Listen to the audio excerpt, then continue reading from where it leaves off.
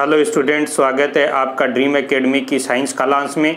पिछले कुछ कालांशों में हमने तीसरे अध्याय के बारे में अध्ययन किया था और इसके अंतर्गत हमने हेरिडिटी, जेनेटिक्स और मेंडलिज्म के बारे में बहुत सी चीज़ों को जाना था और आनुवंशिकता में प्रयुक्त होने वाली शब्दावलियों के बारे में भी हमने जानकारी की थी। आज हम बात करेंगे मेंडल के नियमों के बारे में। मेंडल ने एक संकर संकरण, बहुसंकर संकरण के अनेक प्रयोग 8 वर्ष तक किए और उनसे 3 नियम दिए थे और इसी के अंतर्गत पहला नियम दिया था मेंडल ने प्रभाविता का नियम, लॉ ऑफ डोमिनेंसी। प्रभाविता के नियम में मेंडल ने क्या बताया, देखिए।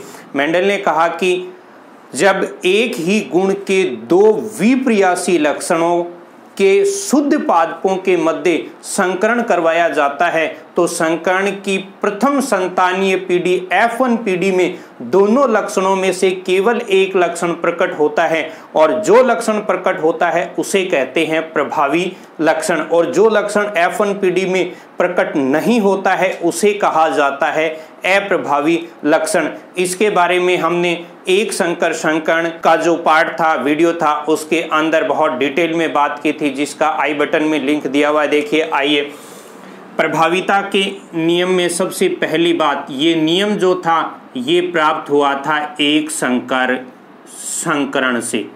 एक संकर संकरण की जो प्रक्रिया थी उस प्रक्रिया से ये नियम प्राप्त हुआ था। देखिए, नियम प्राप्त एक संकर संकरण से हुआ था, बाकी ये लागू द्विसंकर संकरण, त्रिसंकर संकरण और बहुसंकर संकरण में भी लगता है।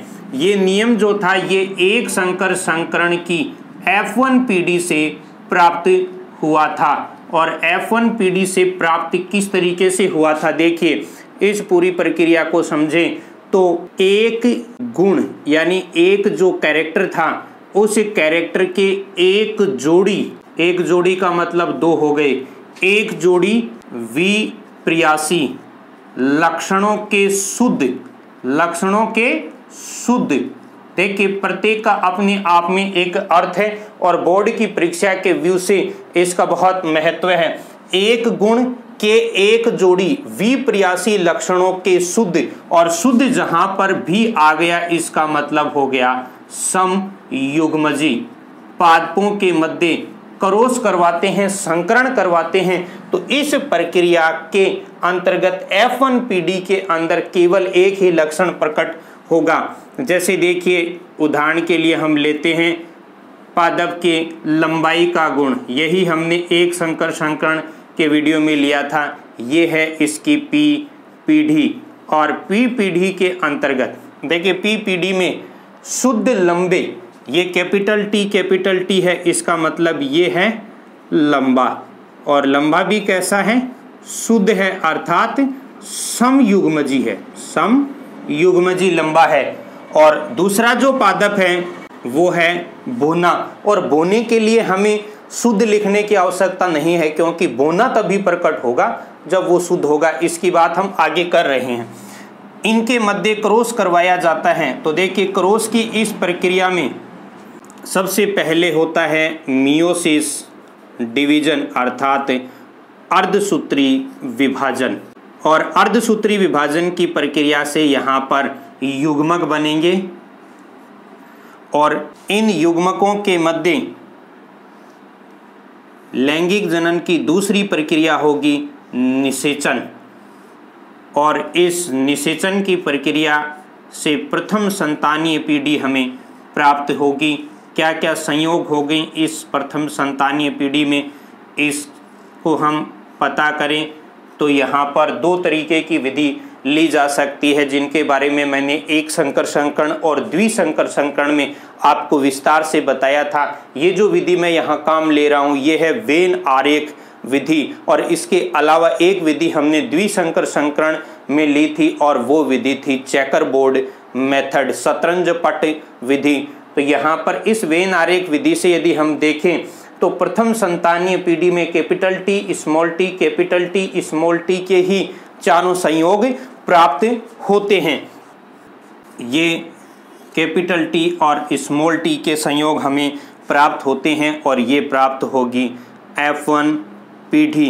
अब इस F1 पीढ़ी में देखिए जितने भी पादप हमें यहाँ दिखाई दे रहे हैं ये 4 पादप प्राप्त होते हैं और चारों ही प्राप्त हुए लंबे, चारों ही प्राप्त हुए लंबे।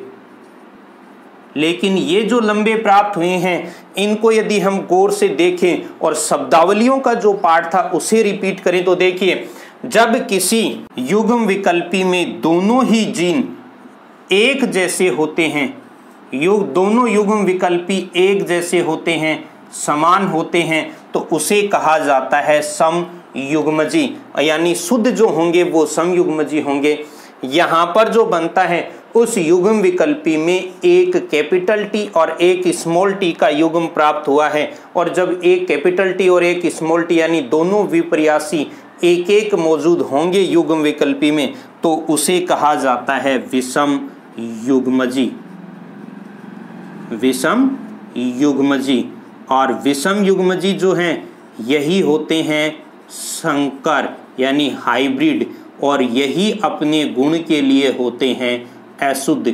तो इन्हें हम जो चाहें वो नाम दे सकते हैं, विषम युग्मजी, संकर या अशुद्ध प्राप्त होते हैं। और ये जो शुद्ध पादपों से अशुद्ध या संकर प्राप्त हुए हैं इनको गौर से देखिए, यहाँ पर हमने लंबे और बोने दोनों को जनक के रूप में लिया था, लेकिन F1 पीढ़ी के अंदर सारे पादप लक्षणों के रूप में लंबे ही प्राप्त होते हैं, अर्थात यहाँ बोनापन का जो गुण है वो प्रकट नहीं हुआ। और यही है प्रभाविता का नियम। मेंडल ने ये कहा था कि शुद्ध लंबे और शुद्ध बोने अर्थात दोनों विपर्यासी लक्षणों के शुद्ध पादपों में क्रॉस करवाया जाए तो F1 पीढ़ी में केवल एक लक्षण प्रकट होता है, और जो लक्षण प्रकट होता है वही होता है प्रभावी लक्षण। तो यहाँ पर देखिए, लंबेपन का जो गुण है वो प्रभावी है और बोनेपन का गुण है अप्रभावी। इसको मैं एक बार रिपीट करता हूं। देखिए, प्रभाविता का नियम प्राप्त हुआ एक संकर संकरण से, F1 पीढ़ी से प्राप्त हुआ एक गुण के एक जोड़ी।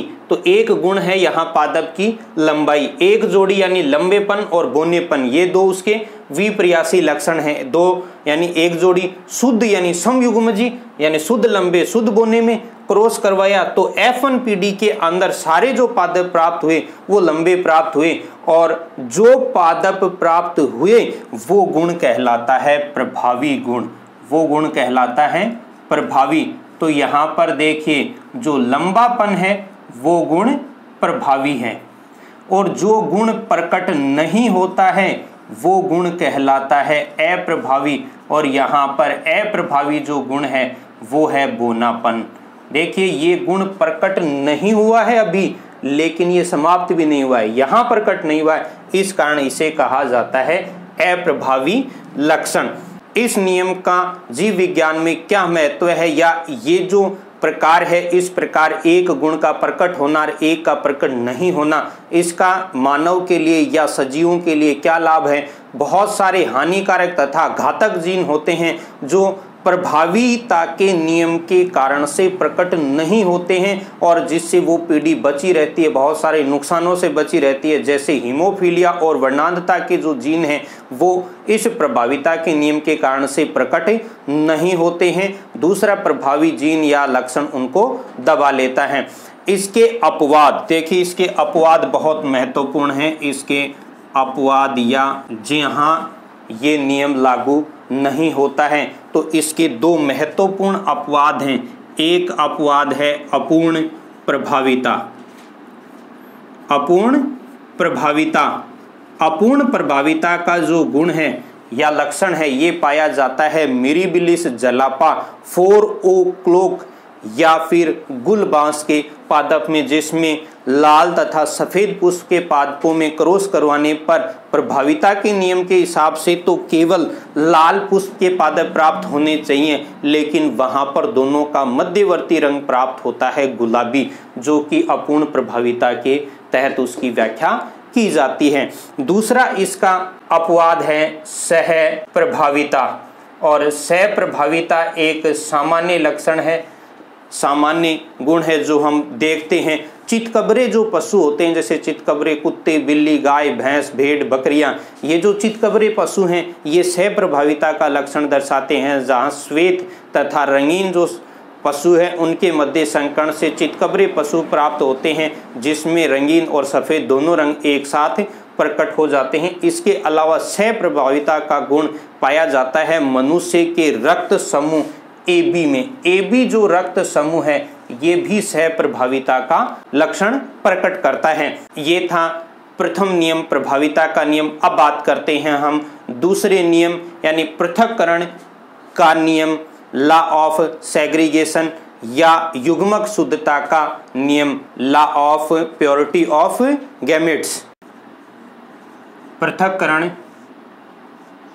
का नियम, पृथक्करण का नियम हमें क्या बताता है, इस नियम में क्या व्याख्या मेंडल ने की थी। देखिए, पृथक्करण यानी पृथक यानी अलग अलग होना, यानी कि यहाँ कुछ ना कुछ ऐसी बात मेंडल ने कही थी जहाँ जीन विपर्यासी लक्षण या विपर्यासी लक्षणों के जो नाम दिया था मेंडल ने उस समय जीन को कारक, उनसे संबंधित कुछ ऐसा कहा है। और इसके लिए उन्होंने देखिए क्या बताया, F1PD या विषम युग्मजी पीढ़ी के जो पादप हैं उन पादपों में जब संकरण की प्रक्रिया की जाती है तो वहाँ पर दोनों ही विपर्यासी लक्षण जो एक दूसरे के साथ मौजूद थे वो मियोसिस डिवीजन यानी अर्धसूत्री विभाजन की प्रक्रिया के द्वारा एक दूसरे से पृथक हो जाते हैं और पृथक पृथक होकर अलग अलग युग्मक में पहुंचते हैं और प्रत्येक युग्मक जो है वो अपने गुण के लिए पूर्णतः शुद्ध होता है। यही है पृथक्करण का नियम। तो इस जैसे हमें बताया गया उसी तरीके से चलते हैं। देखिए, F1PD के जो प्लांट हैं इनमें से किसी को भी आप ले लीजिए, सब एक जैसे हैं। तो F1PD के जो प्लांट हैं कैपिटल T और स्मॉल t, कैपिटल T तथा स्मॉल t, इनको हमने लिया है यहाँ पर, यानी पीछे वाले क्रॉस को ही हम आगे बढ़ाते हैं। दोनों ही बातें यहीं से ली जा सकती है, भले आप F1PD कहें चाहे विषम युग्मजी, क्योंकि F1PD पूरी ही विषम युग्मजी थी। इसके पादपों में क्रॉस करवाएंगे तो देखिए, मैंने पहले भी एक संकर संकरण तथा द्विसंकर संकरण के समय आपको बताया था कि लैंगिक जनन के अंदर दो अनिवार्य शर्तें जुड़ी होती हैं, एक होता है अर्धसूत्री विभाजन और दूसरा निषेचन। तो यहाँ प्रथम कार्य होता है अर्धसूत्री विभाजन, मियोसिस डिवीजन। मियोसिस डिवीजन की प्रक्रिया होती है और मियोसिस डिवीजन की इस प्रक्रिया के तहत निर्माण होते हैं युग्मक, गैमेट्स। और ये जो गैमेट्स हैं ये अगुणित कोशिकाएं होती हैं और इन अगुणित कोशिकाओं को देखें तो इनमें गुणसूत्रों की संख्या आधी हो जाती है इस प्रकार से। तो देखिए, विपर्यासी लक्षणों के जो कारक थे वो अलग अलग कोशिका में पहुंच चुके हैं। यहाँ जो निर्मित हुए हैं ये हैं युग्मक, और इन युग्मकों को देखिए आप पीछे वाली पीढ़ी से तुलना करते हैं, पीछे वाली पीढ़ी से तुलना करें तो ये एक पादप है और ये दूसरा, और इन दोनों के मध्य ही हम क्रॉस करवा रहे हैं। तो एक बार इसकी स्थिति देखिए, इसमें विपर्यासी लक्षण के दो कारक मौजूद हैं, जिसमें पहला कारक है लंबापन का यानी कैपिटल T और दूसरा कारक है बोनापन का स्मॉल t, और दोनों एक एक मौजूद हैं, अर्थात इनकी मात्रा यहाँ पर मूल पादप में है 50-50%। और जब मियोसिस डिवीजन की प्रक्रिया होती है, युग्मक बनते हैं, तो प्रत्येक युग्मक अपने आप में एक कोशिका होती है। तो यहाँ प्रत्येक जो अगुणित कोशिका युग्मक बना है उस युग्मक में देखिए यहाँ पर ये कैपिटल T है, तो इस कैपिटल T के अंदर लंबापन जो है उसके गुण हैं 100% और बोनापन का गुण यदि इसमें देखा जाए तो बोनापन का गुण है 0%। इस बोनेपन वाले में देखा जाए तो बोनापन का गुण है यहाँ पर 100% और लंबापन का गुण है यहाँ पर 0%। यही स्थिति यहाँ पर है 100% और 0%, 100% व 0%। अर्थात प्रत्येक जो युग्मक है वो अपने गुण के लिए शुद्ध है और इसी कारण से इस नियम का दूसरा नाम है युग्मक शुद्धता का नियम। Law of purity of gametes यानी युग्मकों की शुद्धता का नियम, जिसके तहत ये एक सार्वत्रिक नियम है या ये कहें कि जीव विज्ञान का एक सार्वत्रिक नियम है कि कहीं पर भी यदि युग्मक बनेगा तो युग्मक पूर्ण रूप से किसी एक गुण के लिए शुद्ध होगा, क्योंकि एक युग्मक में विपर्यासी लक्षण का केवल एक कारक या जीन मौजूद होता है। इस नियम के बारे में यदि बात करें तो ये नियम जो है, इस नियम का एक भी अपवाद नहीं है, अपवाद नहीं है। इसी कारण से ये मेंडल का सबसे निर्विवादित नियम है। इस नियम के दो अपवाद थे, अपूर्ण प्रभाविता, सप्रभाविता अपवाद हैं, लेकिन इसका एक भी अपवाद नहीं है। अब तक हमने मेंडल के 3 में से 2 नियम प्रभाविता तथा पृथक्करण के नियमों की बात की है। नेक्स्ट कालांश में हम बात करेंगे तृतीय तथा सबसे अधिक विवादित नियम स्वतंत्र अपविहन के नियम की। जो नए साथी जुड़े हैं वो चैनल को सब्सक्राइब कर लें और जो पुराने साथी हैं वो वीडियो को अधिक से अधिक साथियों में शेयर करते रहें, जिससे इस महत्वपूर्ण जानकारी का लाभ सभी को मिल सके। Thank you.